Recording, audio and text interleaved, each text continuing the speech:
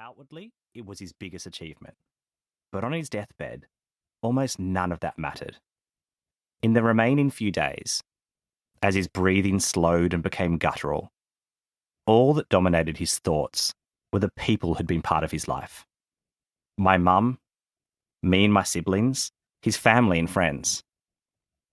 As we flitted around his bedside like moths, taking turns to stroke the back of his hand or moisten the inside of his mouth with a tiny wet sponge, he revisited stories of adventures and holidays, family birthdays around the dining table, personal and sporting achievements, and time spent on the ride-on lawnmower at his beloved farm. Work hardly rated a mention. All those promotions, late-night emails, corner offices and pay rises won't mean a damn thing when you're on your deathbed, holding the hands of your loved ones as you wheeze your final breath. The loss of a parent feels like being violently knocked off a bike that you've spent your whole life learning to ride. When you finally pick yourself back up, you realise one of the handlebars, something you assumed would always be there, is missing. It takes some practice and many more falls to learn how to ride properly again. But eventually you get back up and balance, moving forward on a bike that will never be the same. The years leading up to my dad's inevitable death ignited something deep inside me as I sorted through fresh memories, earmarking those to keep. He lived an extremely full life, balancing work while fostering deep relationships, pushing his own body and mental capacity right up until the end. Any death is a sobering moment for those lucky enough to still live, a time to stop and reassess, spending quiet moments in reflection to confirm that your values and priorities are aligned with the direction you want to go in.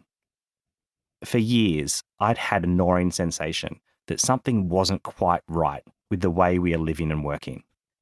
I'd begun working full-time in the mailroom of an advertising agency, straight out of school, before co-founding my first digital media title with friends in my mid-20s. Over the next 15 years, I gave everything I had to work, helping to build a business with 60 full-time staff, a company we sold in 2016 and I left in 2020. Inspired by the sense we were in the middle of a momentous shift in the way we work, supercharged by the global pandemic, I began experimenting with different ways of living and working. First, I experimented with location, spending 6 months working out of a motorhome as my husband and I drove to the sunburnt edges of Australia. We mixed up the usual Monday to Friday schedule, packing as much work as we could into the first few days of each week, leaving the rest of the time free to do what gave us joy, like travelling, exploring, hiking, cooking, reading and snorkeling. Luckily, my husband's job, like mine, could be done from anywhere with a PowerPoint and an internet connection. And we soon swapped our camper van for 6 months living in Australia's top end, basing ourselves in Darwin. Each working day, we'd dial into video calls from our sun-soaked apartment, then close our computers and spend the afternoon in the pool or at the local swimming hole to cool down.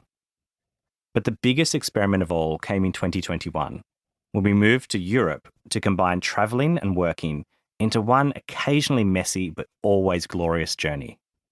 We crawled through Greece, Israel, Mexico and Finland before making a home on the Spanish island of Majorca.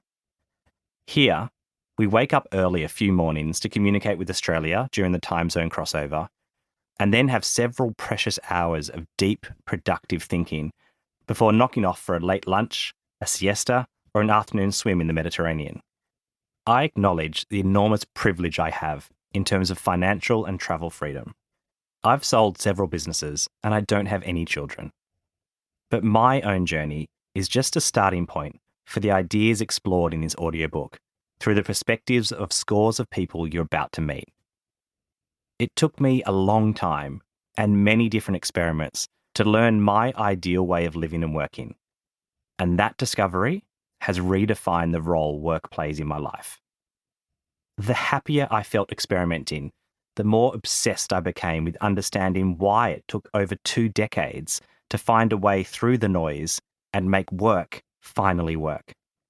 I started seeking out others who were also experimenting with different ways of working and living, emboldened by an unprecedented opportunity to bend the rules